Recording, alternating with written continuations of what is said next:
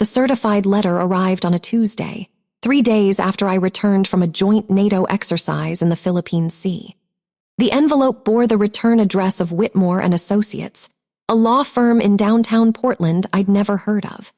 Inside, a single page requested my presence for a meeting regarding family property matters at my earliest convenience.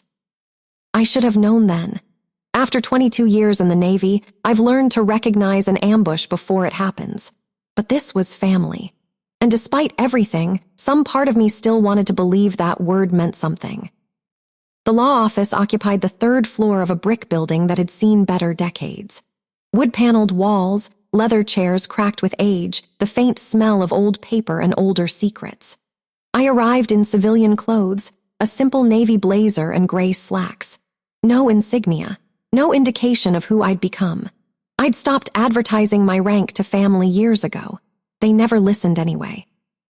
Greg was already seated at the conference table when I walked in. My brother, 3 years older and a lifetime more entitled. Beside him sat Denise, his wife of 12 years, her lips pressed into that thin smile she reserves for moments when she knows something I don't.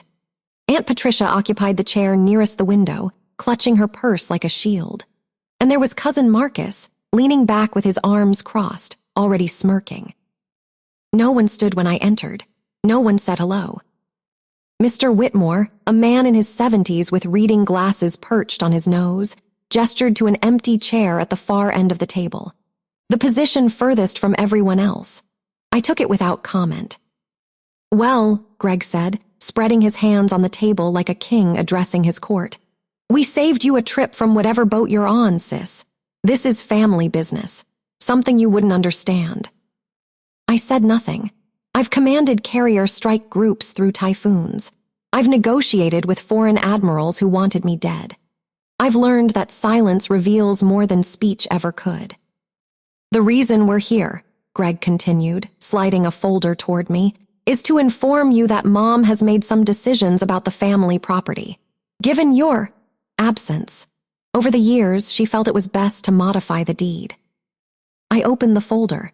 Inside, I found documents dated 18 months ago during my classified deployment to the Western Pacific.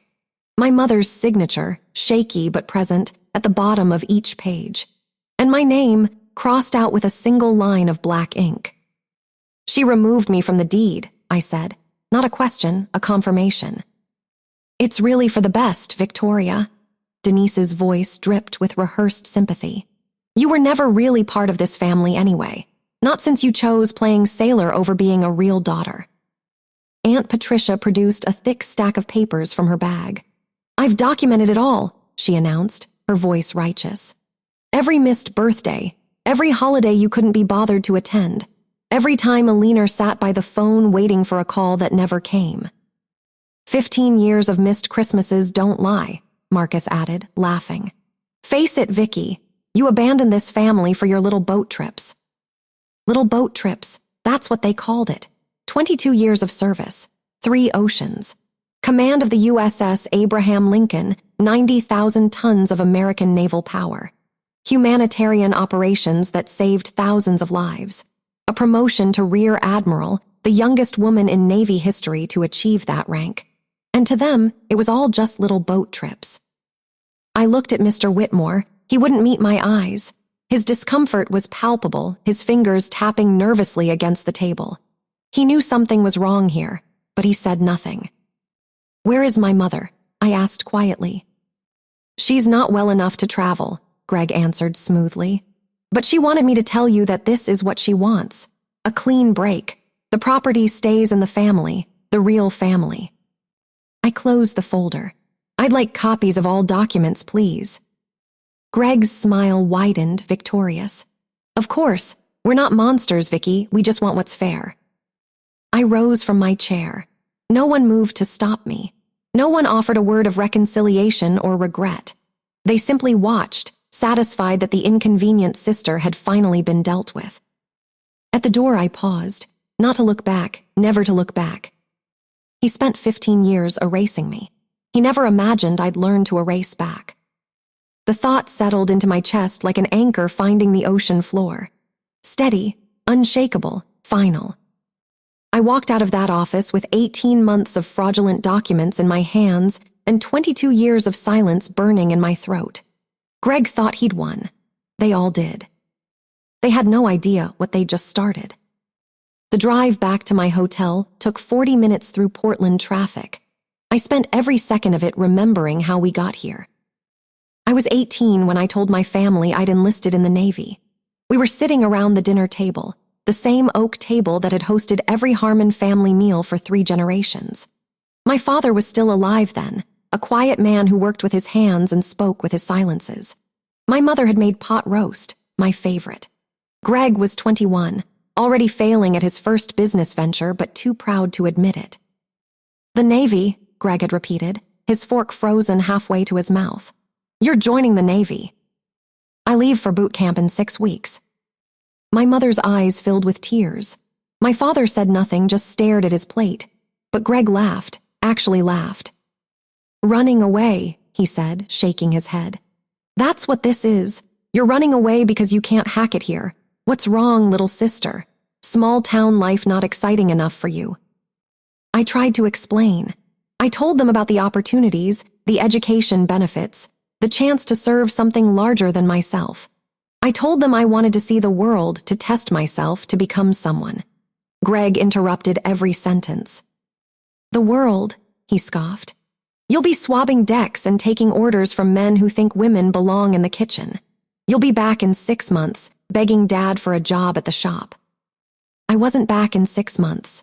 I wasn't back for Thanksgiving that first year either. Boot camp graduation fell the week before, and I couldn't get leave in time. I called home from a payphone in Great Lakes, Illinois, shivering in the November cold. Greg answered. "Mom's busy," he said. "She's upset you're not here. Everyone's asking about you, and she has to make excuses." "Can I talk to her, just for a minute?" "She doesn't want to talk to you, Vicky. You made your choice." He hung up before I could respond. That was the first Thanksgiving. There would be 14 more just like it, each one a new chapter in the story Greg told about me. I was deployed on the USS Nimitz during the second one. By the third, I'd made lieutenant junior grade and was stationed in Japan. By the fifth, I was a lieutenant commander, and I'd stopped expecting the phone to ring. The thing about Navy deployments is that they're not vacations. When you're underway on a carrier, you're working 18-hour days in a floating city of 5,000 sailors. You're responsible for operations that span half the globe. You're dealing with emergencies, equipment failures, diplomatic incidents, and the 1,000 small crises that come with projecting American power across 3 oceans. Communication windows are limited. Sometimes you get 15 minutes to call home. Sometimes you get nothing for weeks. But I tried. God, how I tried. I remember my mother's birthday 10 years ago. I was commanding officer of a destroyer escort in the Arabian Gulf, and I'd arranged for a satellite call during what should have been her party. The connection was terrible, cutting in and out with static, but I'd stayed up until 3 in the morning to make it work. Greg answered her phone. "Vicky," his voice was cold. "Mom's busy with her real guests right now, the ones who actually showed up. I just want to wish her happy birthday. 2 minutes, Greg, please." "She's tired. She doesn't need you calling from whatever boat you're on, reminding her that her daughter chose strangers over family. I'll tell her you called. Maybe." The line went dead. I sat alone in my stateroom, surrounded by the hum of engines and the weight of the ocean, and I cried for the first time in years. He never told her I called. I know that now. Just like I know he intercepted my Christmas cards, my birthday gifts, my promotion announcements. Every piece of mail I sent home disappeared into whatever void Greg had created around our mother. And every time she asked about me, he had an answer ready. "She's too busy. She couldn't be bothered. She thinks she's better than us now." The lies accumulated like sediment, layer after layer, until the mother I remembered was buried beneath a version of me that never existed. I flew 18 hours to make my father's funeral. 18 hours from a carrier in the Western Pacific, through 3 connecting flights and a rental car that broke down twice. I arrived at the cemetery with 10 minutes to spare, still in my service dress blues because I hadn't had time to change. Greg was giving the eulogy, when I slipped into the back row. "Dad would have wanted all of us here," he was saying, his voice thick with performative grief. Family meant everything to him, being present, being accountable, being there for each other. He paused, and I watched his eyes find me in the crowd. It's a shame some of us forgot that. After the service, relatives I barely recognized whispered behind their hands. Aunt Patricia made a point of telling everyone that I'd almost didn't come. Cousin Marcus asked loudly if the Navy gave time off for funerals, or if I'd had to pull some strings. My mother hugged me, but there was distance in her arms, confusion in her eyes. Greg stood behind her the whole time, watching. "I'm so glad you could make it," she said, and there was a question in her voice that broke my heart, as if she wasn't sure I would, as if someone had told her I might not bother. I wanted to explain. I wanted to tell her about the emergency leave request, the flights I'd begged for, the regulations I'd bent to be standing in front of her at that moment. But Greg was already steering her away, murmuring about how tired she was, how she needed rest, how I should probably get back to my boat. My boat, the USS Abraham Lincoln, a nuclear-powered supercarrier that I would command 2 years later. 100,000 tons of American naval aviation. A crew of over 5,000 sailors who depended on me for their lives. But to Greg, it was just a boat. I sent the promotion announcement anyway. Rear Admiral Victoria Harmon, commander of the United States Pacific Fleet. I included a photo of the ceremony, of the Secretary of the Navy pinning the stars on my shoulder boards. I wrote a letter explaining what it meant, how few women had achieved this rank, how I wished she could have been there. The letter came back unopened. "Returned to sender," in Greg's handwriting. I stopped sending letters after that. Meanwhile, Greg's life unfolded in ways I only learned about later. His auto parts store failed, then his restaurant, then his real estate venture. Each time he moved back into the family property, rent-free, to help Mom out. Each time his debts mysteriously disappeared into accounts I was never told about. He lived in our childhood home for 15 years, while I slept in staterooms and officer quarters across the world. He ate dinners with our mother while I ate alone in wardrooms, watching the sun set over foreign waters. He was there for every birthday, every holiday, every ordinary Tuesday, and he used every single one of them to convince her that I had abandoned her. The cruelest part is that he wasn't entirely wrong. I did miss those moments. I missed them for aircraft carrier deployments, for humanitarian missions, for NATO exercises that kept the world from falling apart. I missed them because someone had to stand watch while everyone else celebrated. But in Greg's telling, I missed them because I didn't care. I cared. I cared so much that I kept every unanswered letter, every returned card, every photo of a family that slowly forgot I existed. I cared so much that I named my first command after the street we grew up on, a small gesture no one would ever know about. I cared so much that even now, after everything, some part of me still wanted to pick up the phone and hear my mother's voice. But Greg had made sure that voice would never reach me. And now, he made sure her property wouldn't either. Sitting in my hotel room that night, I spread the documents across the bed and studied them like operational intelligence. The signatures were shaky, inconsistent. The notary stamps came from a company I'd never heard of. The dates corresponded exactly to my most classified deployment, a period when I couldn't have contested anything even if I'd known. This wasn't family business. This was fraud, and the Navy had taught me exactly how to handle that. I returned to Washington the next morning. My staff had scheduled 3 briefings, 2 video conferences with Allied commanders, and a working dinner with the Secretary of the Navy. I attended all of them with the same focus I'd brought to every duty for 22 years. But underneath the surface, something had shifted. For 2 decades, I'd kept the peace. I'd swallowed every insult, accepted every missed connection, told myself that family was complicated, and Greg was just insecure and someday things would be different. I'd commanded thousands of sailors through storms and combat operations, but I couldn't bring myself to fight my own brother. That was over now. The first call I made was to Captain Sarah Chen, a JAG officer I'd served with during my time at Pacific Command. She listened without interruption as I explained the situation, the documents, the timing. "Victoria," she said when I finished, "this has red flags all over it. The signatures alone would warrant an investigation. But if what you're saying about your mother's mental state is accurate, we're looking at potential elder abuse." The words landed like depth charges. Elder abuse. My mother. The woman who'd taught me to read, who'd held me when I cried, who'd once driven 8 hours through a snowstorm to watch me graduate from junior high. Someone had abused her, and that someone was her own son. "What do I need?" I asked. "Medical records, financial records, testimony from anyone who's interacted with your mother recently. And Victoria, you should know this won't be quiet. If you pursue this, it becomes official. Criminal, potentially." I thought about Greg's smirk in that conference room, the way he'd said the real family, the 15 years of lies he'd fed our mother while I was protecting a country that included him. "Good," I said, "make it official." The investigation took 3 weeks. 3 weeks of subpoenas, document requests, and interviews conducted by Naval Criminal Investigative Service agents who owed me no favors, but gave me their best work anyway.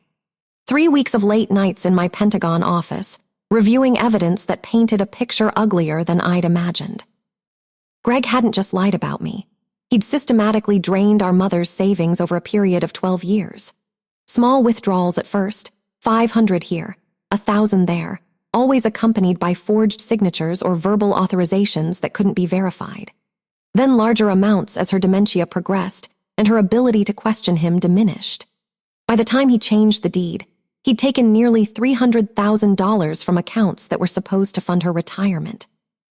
The house was next. With me removed from the deed, Greg would inherit everything when she passed. He could sell the property, pay off his debts, and walk away clean.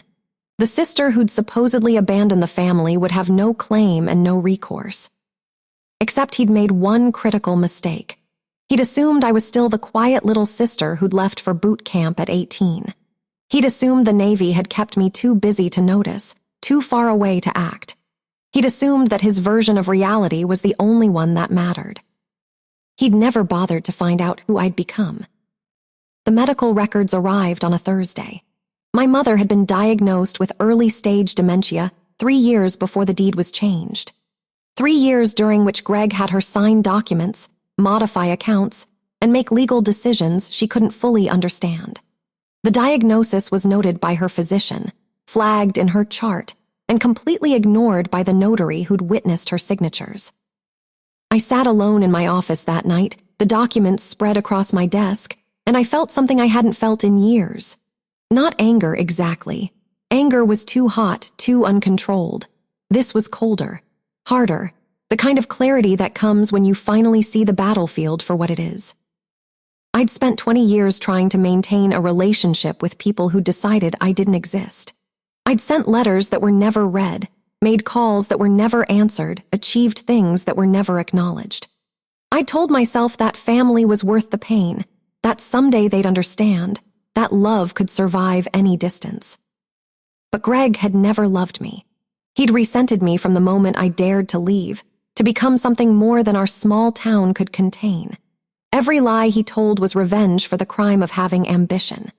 Every dollar he stole was compensation for the success he couldn't achieve himself. And every year he kept me from my mother was punishment for refusing to be small. The question I kept asking myself was whether this was about the property. The house I'd grown up in was worth maybe $400,000 on a good day. I made more than that in a year. I didn't need the money, didn't need the land, didn't need anything Greg had taken. But it wasn't about the property. It had never been about the property. It was about the truth. 15 years of truth that had been buried under Greg's lies. 15 years of my mother believing I'd abandoned her while I was commanding fleets on the other side of the world. 15 years of birthdays and holidays and ordinary moments that were stolen from both of us because Greg needed to be the only child who mattered. I looked at the family photo on my desk, the only one I had from before the Navy. My parents, Greg, and me standing in front of the house on a summer day when everything still felt possible. My mother was smiling. My father had his hand on my shoulder. Even Greg looked happy, though I couldn't remember why. That family didn't exist anymore. Maybe it never had. But my mother was still alive, still trapped in a web of lies she couldn't see through. And I was the only one who could cut her free. I picked up the phone and called Captain Chen. "I want to schedule a meeting," I said. "Same lawyer's office, same people, next week." "Victoria, are you sure? Once you walk into that room, there's no going back. The evidence we have is enough for criminal charges. Your brother could go to prison." I thought about that. My brother in prison. The boy who'd taught me to ride a bike, who'd let me tag along with his friends when I was too young to have my own, who'd once punched a bully who'd made me cry. That boy had died somewhere along the way, replaced by a man I didn't recognize. "I'm sure," I said, "but I'm not doing this for revenge. I'm doing it because my mother deserves to know the truth before it's too late, and because Greg needs to understand that actions have consequences, even when you think no one's watching." "What about the rest of your family? Your aunt, your cousin?" "They made their choices. They can live with them." There was a pause on the line. You know, in all my years of legal work, I've never seen someone handle something like this so calmly. Most people would be screaming, threatening, falling apart. I almost smiled. "Captain, I've commanded aircraft carriers through typhoons. I've negotiated with hostile forces who wanted to start wars. I've made decisions that affected the lives of 100,000 sailors. This is just one more operation." "And like any good operation," she said, "it starts with preparation." "Exactly. I want everything ready. The evidence, the legal remedies, the criminal referrals. When I walk into that room, I want Greg to understand exactly what he's facing. Not because I want to hurt him, but because I want him to know that the truth always surfaces eventually." "It'll be ready," Captain Chen promised. "But Victoria, one more thing. When you go in there, what are you going to wear?" I hadn't thought about it. Last time, I'd worn civilian clothes. I'd been trying not to intimidate, not to escalate, not to make things worse. That approach was over. "My dress whites," I said, "with the stars." The week passed slowly, each day measured in final preparations and careful planning. I've overseen amphibious operations with fewer moving parts than this meeting would require. But those operations didn't involve my family. Those operations didn't carry 22 years of pain in every folder and document. I requested the meeting through official channels, citing the need to discuss irregularities in the property documents. Mr. Whitmore's office was only too happy to accommodate. I imagine Greg told him I was coming back to negotiate, to beg, to accept whatever scraps they'd throw me. The thought of his confidence made the waiting easier. Captain Chen assembled a team that would have impressed any courtroom. Commander David Reyes from Naval Legal Services, a prosecutor with 15 years of experience in fraud cases. Lieutenant Commander Angela Morrison, a specialist in elder law who'd consulted on similar cases for military families. 2 paralegals with security clearances high enough to handle the classified portions of my service record. And 1 NCIS agent, Special Agent Thomas Brennan, who would enter the room only after the initial revelations had landed. "We're treating this like a formal operation," Commander Reyes told me during our final briefing. "You'll enter first. The legal team will follow. Once the situation is established, Agent Brennan will present the criminal evidence. At that point, your brother will have the option to cooperate or face immediate referral to the district attorney. And if he cooperates, then we proceed with the civil remedies, deed restoration, financial restitution, and a formal acknowledgement of the fraud. He'll still face charges, but his cooperation could influence sentencing." I nodded. It was clean, efficient, devastating. Everything the Navy had taught me to value. The morning of the meeting dawned gray and cold, typical Portland weather for late autumn. I rose at 5, the same time I'd woken for 22 years of Navy service. Old habits die hard, especially the ones that kept you alive. My dress whites hung in the hotel closet, freshly pressed and gleaming.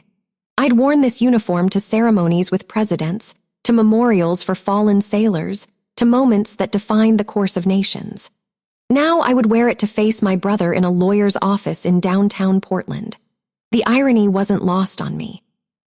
I dressed slowly, deliberately.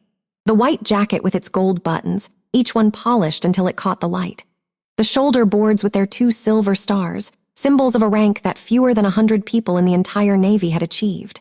The ribbons above my left breast, rows of color representing decades of service, sacrifice, and achievement.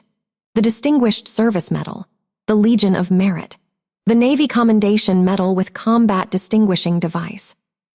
When I looked in the mirror, I didn't see the girl who'd left home at 18. I saw Rear Admiral Victoria Harmon, commander of the United States Pacific Fleet. I saw someone who had earned every inch of that uniform through blood, sweat, and years of thankless duty. I saw someone my family had never bothered to know. The black SUVs arrived at the hotel at 8 o'clock sharp. 3 vehicles, each carrying members of my legal team and their equipment. We drove through Portland's morning traffic in convoy, a formation that would have seemed excessive for a family matter, but felt appropriate for what was about to happen.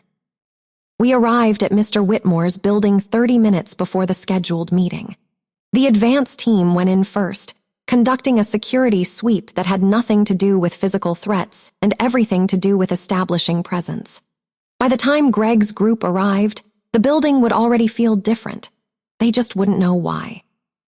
I waited in the lead SUV, watching the entrance through tinted windows. Commander Reyes sat beside me, reviewing notes on a tablet. "Admiral," he said quietly, "I've seen a lot of family disputes in my career. They rarely end well, even when justice is served. Are you prepared for what this might cost you?" I considered the question. What did I have left to lose? A brother who'd erased me from existence. An aunt and cousin who'd believed lies without question. A mother who'd been manipulated into forgetting I loved her. The family I'd once known was already gone. This meeting was just making it official. "I've been paying that cost for 15 years, Commander. Today I stopped paying." He nodded and said nothing more. At 9:45, a silver sedan pulled into the parking lot. Greg emerged from the driver's side, wearing the same smug expression he'd worn at our first meeting. Denise followed, adjusting her hair in the reflection of the car window. Aunt Patricia came next, clutching her documentation folder like a talisman. And finally Cousin Marcus, yawning as if this were all a tremendous inconvenience. None of them noticed the SUVs. None of them wondered why the building's main entrance had a security officer they'd never seen before. They walked into Mr. Whitmore's office expecting to finalize their victory, to put the last nail in the coffin of my connection to the family. They had no idea who was waiting for them. I gave them 10 minutes to settle in, 10 minutes to exchange satisfied glances and rehearse their condescending speeches, 10 minutes to feel certain that everything was going according to plan. Then I stepped out of the SUV.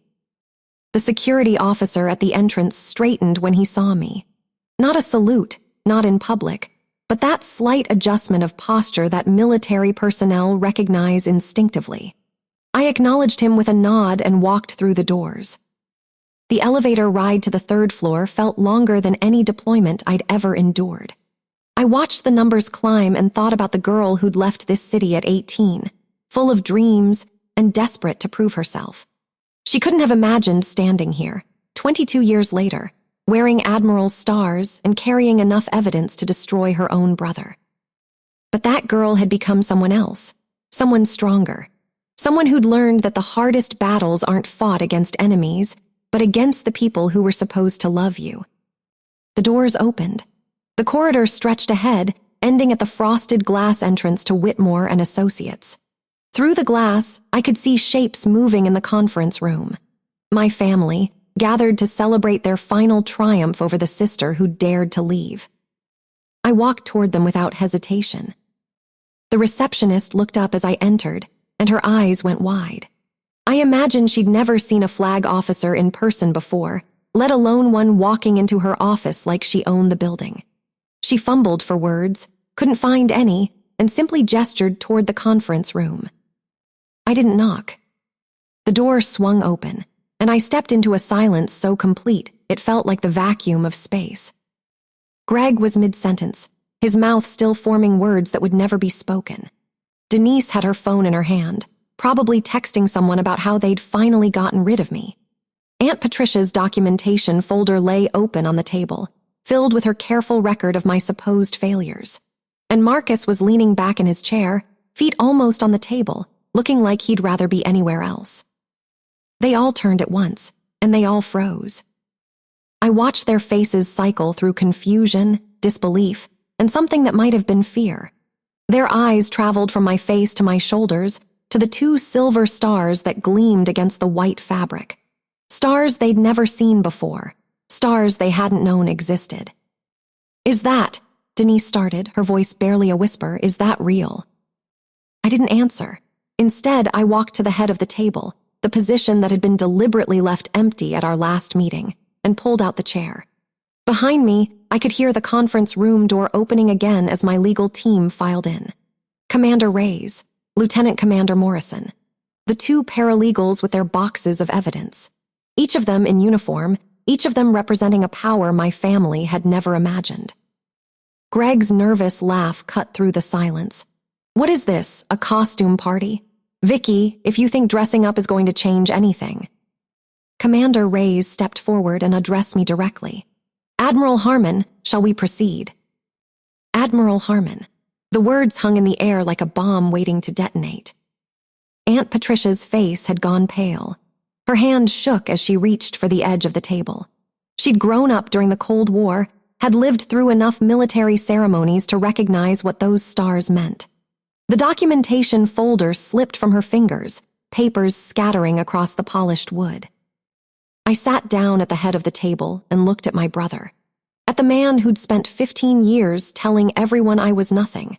At the man who'd convinced my mother I'd abandoned her.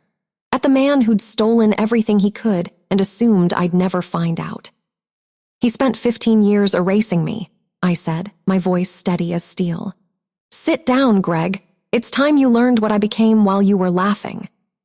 Greg didn't move.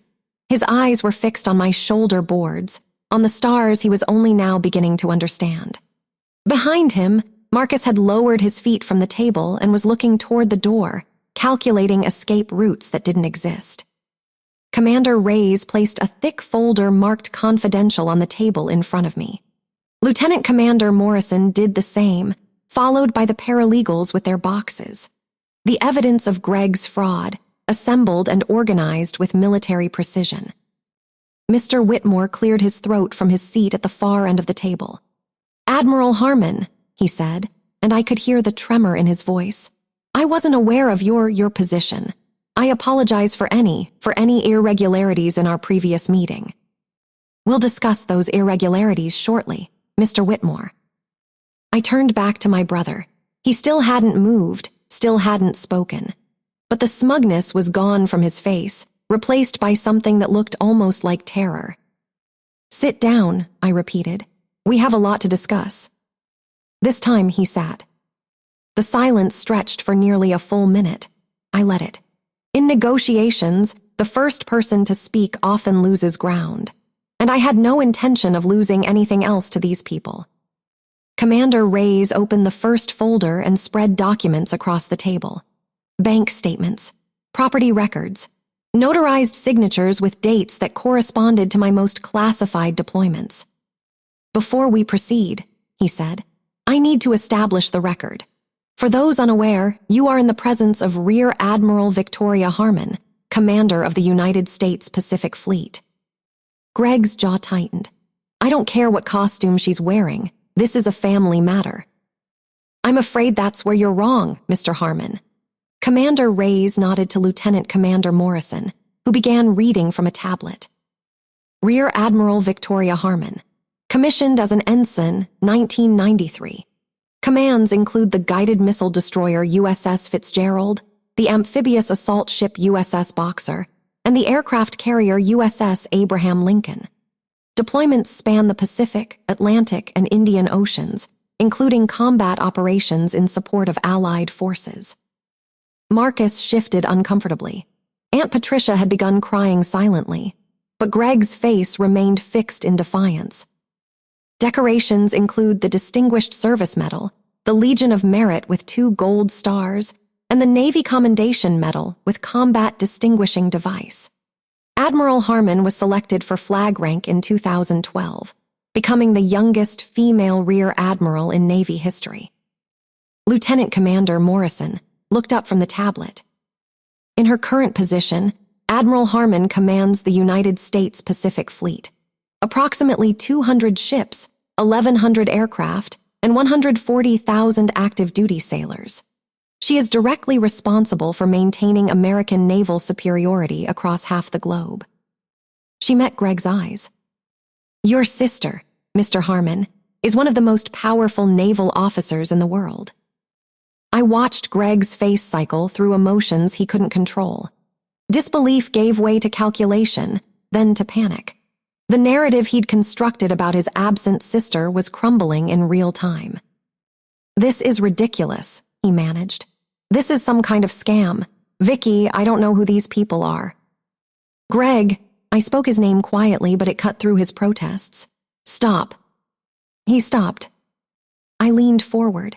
You told everyone I was on little boat trips. You told them I abandoned the family to play sailor. You told our mother I couldn't be bothered to call. I paused.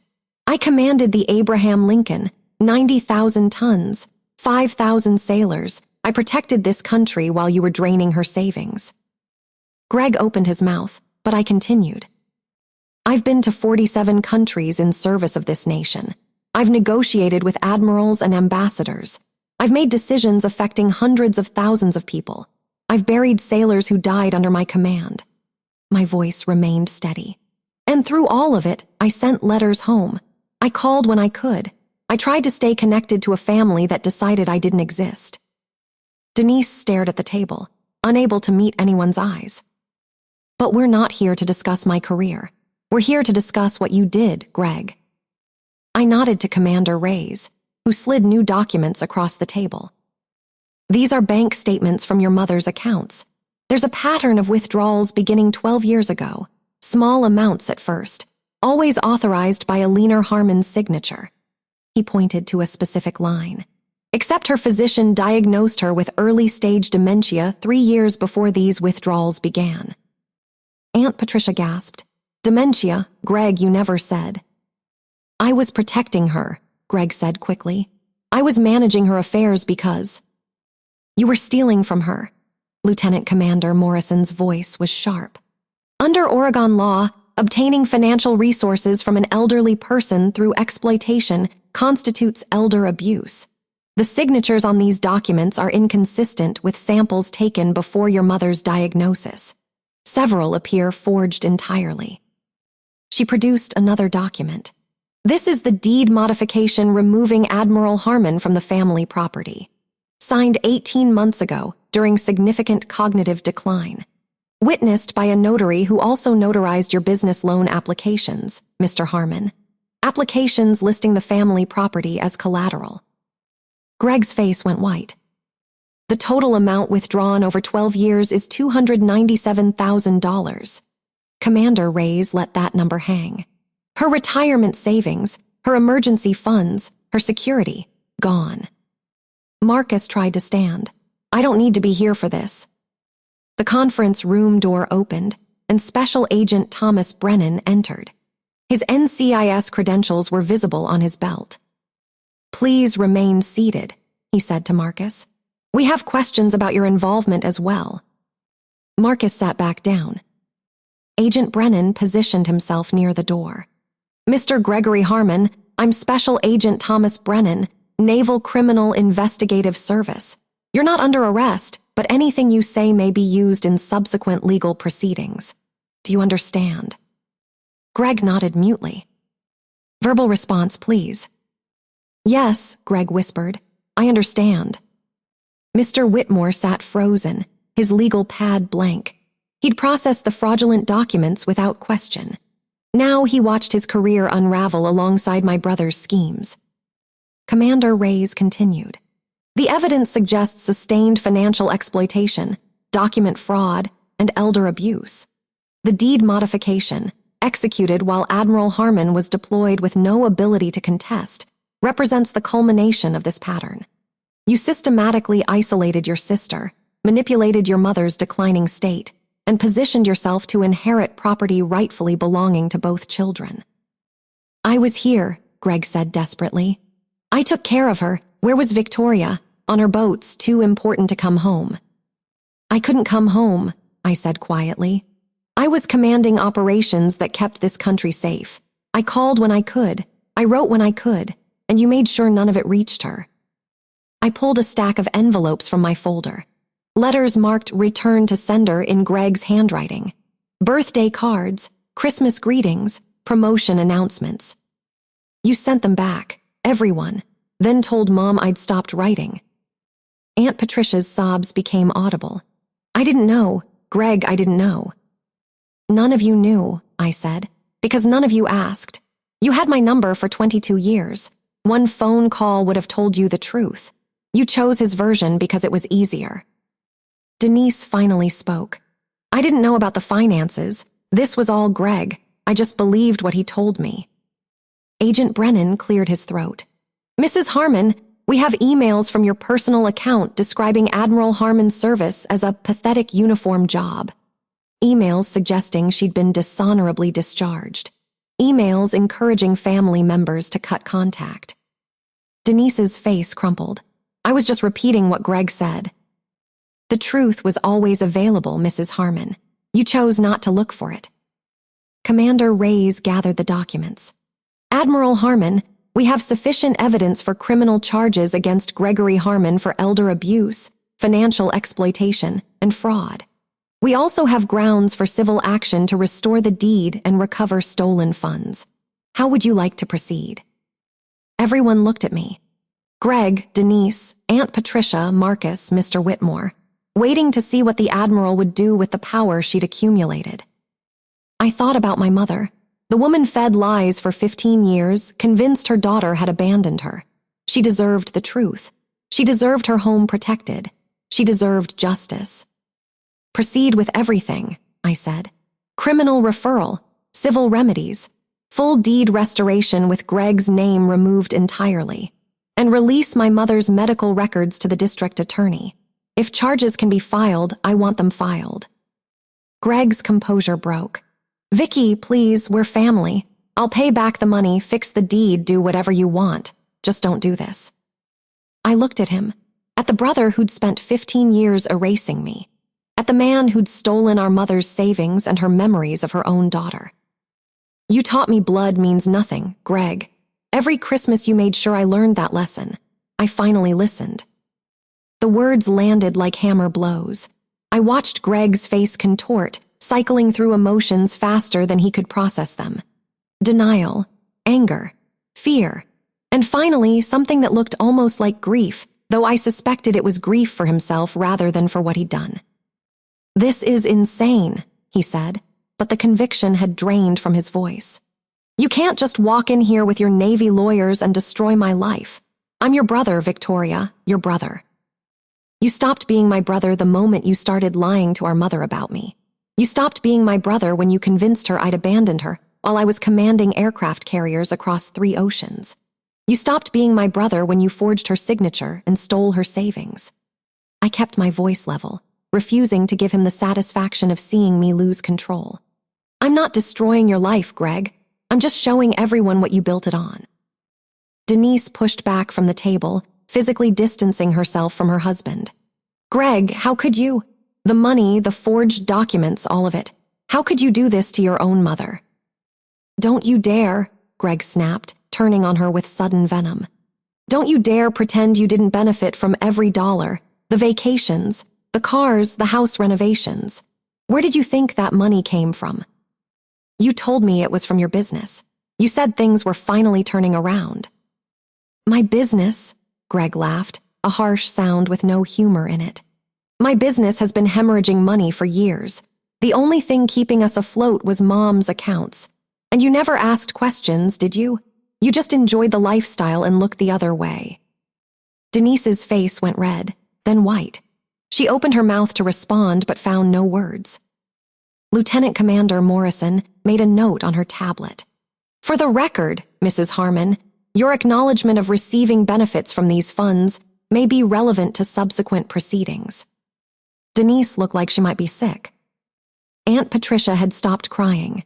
She sat very still, her hands folded in her lap, staring at the table as if she could will herself to disappear. When she finally spoke, her voice was barely above a whisper.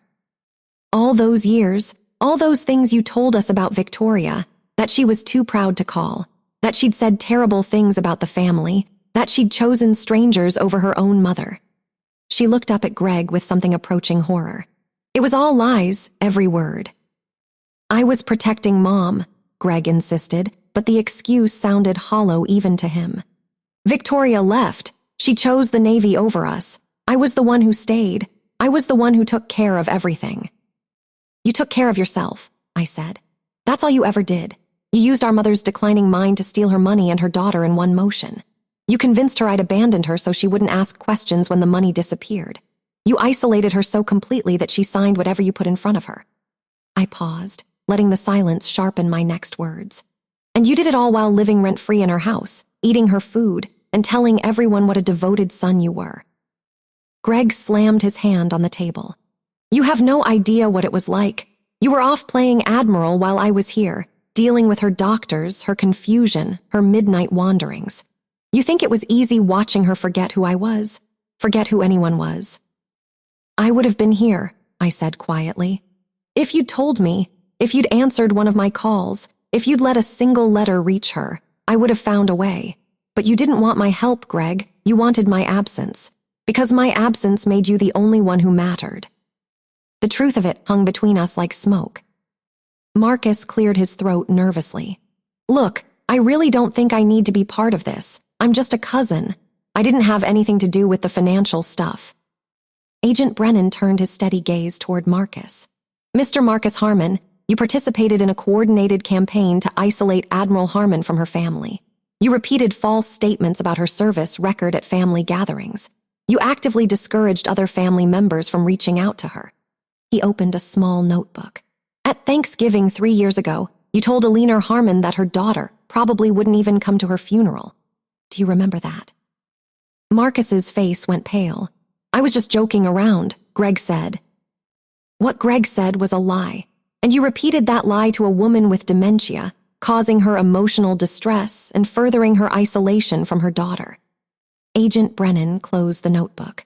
Whether that constitutes a criminal offense is for the district attorney to determine, but I'd recommend you remain available for questioning. Marcus said nothing more. His earlier bravado had completely evaporated. Mr. Whitmore finally found his voice. Admiral Harmon, I want to offer my sincere apologies. When Mr. Gregory Harmon brought me the deed modification documents, I had no reason to believe there was any impropriety. The signatures appeared authentic. The notarization was in order. I should have asked more questions. Yes, I agreed. You should have. He removed his glasses and rubbed his eyes, looking suddenly much older than he had moments before. I'm prepared to cooperate fully with any investigation, and I'll personally ensure that the deed restoration is processed with the highest priority. There will be no fees. It's the least I can do. I nodded, accepting his contrition without absolving him. He'd been a tool in Greg's scheme, perhaps unwitting, but a tool nonetheless. That was between him and his conscience. Commander Reyes began sliding documents toward Greg. Mr. Harmon, these are the civil remedies Admiral Harmon is pursuing. The deed will be restored to its original state, with your name removed entirely. You will have 30 days to vacate the family property. Additionally, you'll be required to make full restitution of the $297,000 you withdrew from your mother's accounts. Greg stared at the papers without touching them. I don't have that kind of money. I don't have any money. Everything I had went into keeping things running, keeping Mom comfortable, keeping yourself solvent, Lieutenant Commander Morrison finished. Your financial records show significant personal expenditures during the period in question. A boat, 2 luxury vehicles, multiple vacations, home improvements to the family property that you do not own. She paused. You have assets, Mr. Harmon. If you can't liquidate them voluntarily, the court will do it for you. The color drained from Greg's face entirely. The boat, the cars, the lifestyle he'd built on our mother's stolen savings. All of it would be stripped away, piece by piece, until the debt was paid. The criminal referral is separate, Agent Brennan added. Elder abuse is a felony in Oregon. Given the amount involved and the duration of the exploitation, you're looking at significant prison time if convicted. Greg's eyes finally found mine. For a moment, I saw the brother I remembered from childhood. The boy who'd taught me to ride a bike, who'd let me tag along with his friends, who'd once defended me against a bully twice his size. That boy was still in there somewhere, buried under decades of resentment and greed and choices that had led him here. "Vicky," he said, his voice cracking. "Please, there has to be another way. I'm sorry for everything. The letters, the lies, all of it. I was jealous. I was angry that you got out and I didn't. But I never meant for it to go this far. I never meant to hurt Mom." I wanted to believe him. Some small part of me, the part that still remembered what we'd been to each other, wanted desperately to believe that he was sorry, that he hadn't meant it, that we could somehow find our way back to being family. But I'd spent 22 years learning to read people, to separate truth from performance, sincerity from manipulation. And what I saw in Greg's eyes wasn't remorse for what he'd done. It was fear of what would happen to him. "He spent 15 years erasing me," I said slowly. "He never imagined I'd learn to erase back.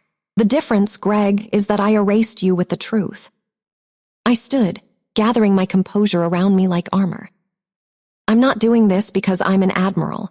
I'm doing this because you stole 15 years of my mother's love using lies, and you tried to steal her home. The uniform just gave me the resources to prove it." I looked around the table at each of them, Denise, Aunt Patricia, Marcus, Mr. Whitmore. "And now everyone knows exactly who you are." Commander Reyes produced one final document and placed it in front of me. "The restored deed, Admiral, ready for your signature." I took the pen and signed my name in steady, certain strokes. Victoria Harmon, the daughter who'd never abandoned anyone. I set the pen down and straightened the document with careful precision. 22 years of service had taught me that the smallest gestures carry weight. The way you sign your name, the way you hold yourself when others are watching, the way you leave a room after the battle is won. Mr. Whitmore accepted the signed deed with trembling hands. "I'll have this filed with the county recorder's office first thing tomorrow morning, Admiral. You have my word." "See that you do." I gathered my cover from the table and tucked it under my arm. Around me, my legal team was already packing up their materials, folders sliding into briefcases with quiet efficiency. The operation was complete. The evidence had been presented, the documents signed, the consequences set in motion. Everything that remained was aftermath. Greg sat slumped in his chair, staring at nothing. The fight had gone out of him completely. He looked smaller somehow, diminished, as if the exposure of his lies had physically shrunk him. Denise had moved to the far end of the room, arms wrapped around herself, already calculating her next move. I suspected divorce papers would follow within the month, perhaps within the week. Aunt Patricia caught my arm as I moved toward the door. Her eyes were red, her makeup ruined by tears that hadn't stopped since Commander Reyes had finished reading my service record. "Victoria," she said, her voice rough with emotion. "I'm so sorry. I believed everything Greg told us, every word. I should have known better. I should have called you myself." I looked at her for a long moment. This was the woman who'd helped convince my mother to change the deed, who'd compiled documentation of my absences without ever asking why I was absent, who'd chosen the easier story over the harder truth for 15 long years. "Yes," I said simply, "you should have." She flinched as if I'd struck her. Perhaps I had. "But I didn't know," she whispered, her voice breaking. "How could I have known?" "You could have picked up the phone. You could have asked me directly instead of accepting Greg's word as gospel. You could have considered, even once, that there might be another side to the story." I softened my voice slightly, not out of forgiveness, but out of exhaustion. "You chose to believe him because believing him was comfortable. It let you feel superior to the sister who left. It gave you a villain in a story where you didn't have to examine your own choices. Aunt Patricia had no response to that. There was none to give. The truth, once spoken, leaves little room for defense. I turned to leave, then paused at the doorway. Greg still hadn't moved. He sat there, broken, staring at the table where his schemes had unraveled so completely. "Vicky," his voice was barely audible, cracked and hollow like an empty shell. "What am I supposed to do now?" I didn't turn around. That's not my problem anymore. But for what it's worth, the Navy taught me that family isn't who shares your blood. It's who shows up. You had 15 years to show up for me, Greg. 15 years of birthdays and holidays and ordinary days when a phone call would have changed everything. You chose to show up against me instead. I walked out of that conference room without looking back. Commander Reyes fell into step beside me, followed by the rest of the team. The receptionist watched us pass with wide eyes, still processing what she'd witnessed through the glass walls of the conference room. Outside, the Portland sky had cleared. Weak autumn sunlight filtered through breaking clouds, casting long shadows across the parking lot. I stood beside the lead SUV and let myself breathe for the first time in what felt like hours. "Admiral," Commander Reyes said quietly, standing at a respectful distance. "That was well handled. I've seen family disputes tear people apart, but you maintained your composure throughout." "I've had practice maintaining composure in difficult situations." He nodded, understanding more than I'd said. "What would you like to do now?" I looked at my watch. It was barely noon. The day stretched ahead, full of possibilities I hadn't allowed myself to consider until this moment. I'd like to see my mother. The care facility was 20 minutes outside Portland, a quiet complex surrounded by carefully maintained gardens. I'd arranged for her transfer 2 days ago, as soon as the legal groundwork was in place. She'd been living in Greg's house under Greg's care, subject to Greg's control. That ended today. I went alone. Some moments don't need witnesses. A nurse met me at the entrance and led me through corridors that smelled of antiseptic and fresh flowers, past common rooms where elderly residents sat watching television or playing cards. Normal life. Simple routines. The kind of peace my mother deserved after years of manipulation. She was sitting by the window when I entered her room. Sunlight caught the silver in her hair, and for a moment she looked exactly as I remembered her from childhood. Strong, present, full of the quiet warmth that had made our house a home before everything fell apart. Then she turned, and I saw the confusion in her eyes. The slight hesitation as she tried to place my face among the scattered fragments of her memory. "Victoria," her voice was uncertain, questioning. "Hi, Mom." She stared at me, her gaze traveling slowly from my face to my uniform, to the stars on my shoulders that she'd never seen before. Her hand rose to her mouth, trembling. "You're wearing, Victoria, what is that?" I crossed the room and knelt beside her chair, taking her thin hands in mine. They were fragile, marked with age spots I didn't remember. When had she gotten so old? When had I missed so much? "I'm a rear admiral now, Mom. I command the Pacific Fleet." "Admiral," she repeated, as if testing the word, trying to make it fit with the daughter she remembered. "My daughter is an admiral." "Yes, Mom, I've been trying to tell you for years. I sent letters, announcements, photographs. I called whenever I could manage it." I squeezed her hands gently. "But they never reached you. Someone made sure of that." Her brow furrowed, struggling to process what I was saying. The dementia made connections difficult, turned memories into fragments that didn't always fit together properly. But something in her eyes shifted, a moment of clarity breaking through the fog. "Greg said you didn't want to talk to me. He said you were too busy with your boats to call." She paused, and her voice dropped to a whisper. "He said you'd abandoned us." "I never abandoned you, Mom." The words came out rough, scraping past the tightness in my throat. "I was protecting you from across the ocean. Every single day I served, I carried you with me. I thought about you on every deployment, every holiday, every Christmas morning I spent on a ship instead of at home." I felt tears threatening but held them back. "I never stopped being your daughter, not for 1 second." She reached up with one trembling hand and touched my face. Her fingers traced my cheek, my jaw, the lines around my eyes that hadn't been there when I left home at 18. She was mapping my face, relearning the daughter she'd been told had forgotten her. "You came back," she said, and there was wonder in her voice. "After everything, you came back." "I never left, Mom. He just made sure you couldn't see me." She was crying now, tears sliding down weathered cheeks. I pulled her into my arms and held her the way I'd wanted to hold her for 15 years. She felt so small against me, so fragile, but she was here. She was alive, and she finally knew the truth. "My daughter," she murmured against my shoulder. Her hand found the stars on my shoulder boards and traced them with wondering fingertips. "My daughter, the Admiral." I smiled for the first time in what felt like forever. "Your daughter, always." We sat together by the window as the afternoon light shifted and slowly faded. I told her about my career, about the ships I'd commanded and the places I'd seen. She didn't understand all of it, couldn't hold all the details in her fractured memory. But she understood enough. She understood that her daughter had become something remarkable while the world tried to convince her otherwise. 3 weeks later, I stood in her new room at a care facility near San Diego, close enough to my base that I could visit whenever duty allowed. We'd hung the family photo on the wall opposite her bed, the one from before everything changed. Greg's criminal trial was scheduled for spring. Denise had filed for divorce. The house was being sold to cover restitution. Aunt Patricia had called twice to apologize. I hadn't answered. Some wounds don't heal. Some bridges stay ash. But watching my mother sleep peacefully, I felt something I hadn't felt in years.